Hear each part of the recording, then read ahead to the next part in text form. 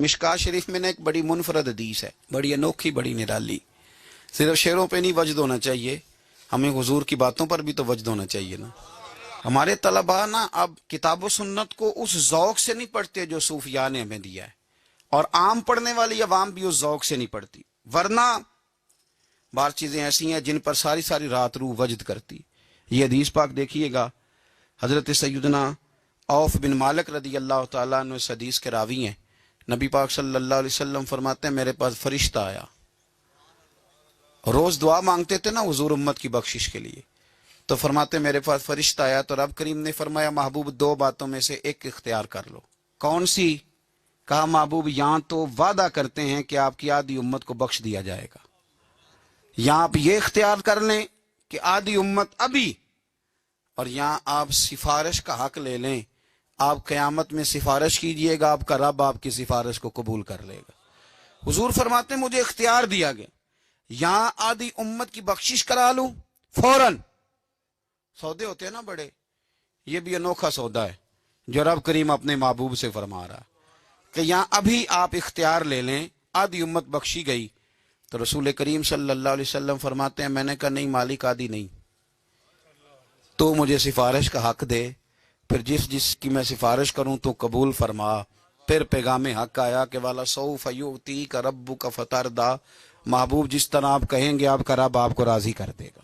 اسی طرح سے ایک حدیث سیاستہ میں موجود ہے، رسول کائنات صلی اللہ تعالی علیہ وسلم فرماتے ہیں کہ اللہ تعالیٰ نے ہر نبی کو ایک دعا دی، ہر پیغمبر کو اللہ نے ایک دعا دی. صحیح حدیث میں موجود. دیکھو دنیا میں انسان کو بڑے چانس ملتے ہیں، اگر تو نفع لے گیا تو لے گیا. اللہ تبارک و تعالیٰ زندگی میں ایک دفعہ موقع دیتا ہے، انسان کو عزت بھی دیتا ہے، دولت بھی دیتا ہے، اسے بہت ساری چیزوں سے نوازتا ہے. اگر اس کی گردن میں سریا آ گیا تو تب بھی آ گیا، اور اگر اس کا جھکاؤ رکوع تک چلا گیا تو تب بھی چلا گیا. اب اس کے اختیار میں، اور میں کئی دفعہ کہہ چکا ہوں کہ عاجزی اور انکساری کا تعلق آپ کے دل کے ساتھ ہوتا ہے.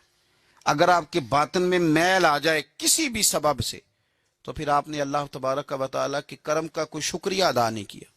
اور اگر وہاں عاجزی رہے، دل جھکا رہے، باطن آپ کا رب کے ساتھ جڑا رہے، اس کا معنی یہ ہے کہ پھر آپ تواضع میں ہیں، پھر ابھی تک آپ کے اندر وہ میل کچیل نہیں آئی جو بہت ساری چیزوں پہ رکاوٹ بن جاتی. اگر ہمیں چانس دیا جائے کہ لو جی قبول کرا لو، تو بڑے بیچارے لوگ ہیں جن کے دلوں کے اندر، روحوں کے اندر ایک لیڈر رقص کر رہا ہے، وہ جلدی سے کہیں گے کہ کبھی مجھے لیڈر بنا دیا جائے تو موج لگ جائے. ایک چانس ہے.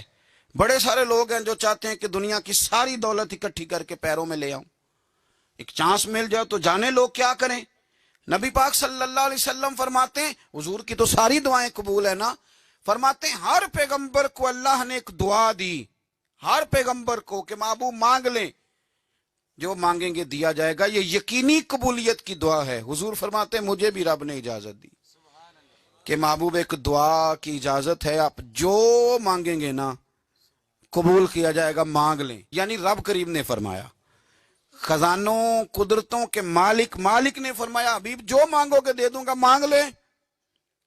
تو حضور فرماتے ہیں میں نے کہا اللہ میری دعا کو محفوظ کر لے، تو میری دعا محفوظ کر دے، میں قیامت کے دن اپنی امت کے لیے مانگوں گا. وہ جو ہر نبی کو چانس ملا تھا کہ ایک دعا. میں نے کہا تھا، پھر کہتا ہوں، اور رحمت کی امید کرتے ہوئے کہتا ہوں کہ دوزخ میں تو کیا میرا سایہ نہ جائے گا، کیونکہ رسول پاک سے دیکھا نہ جائے گا.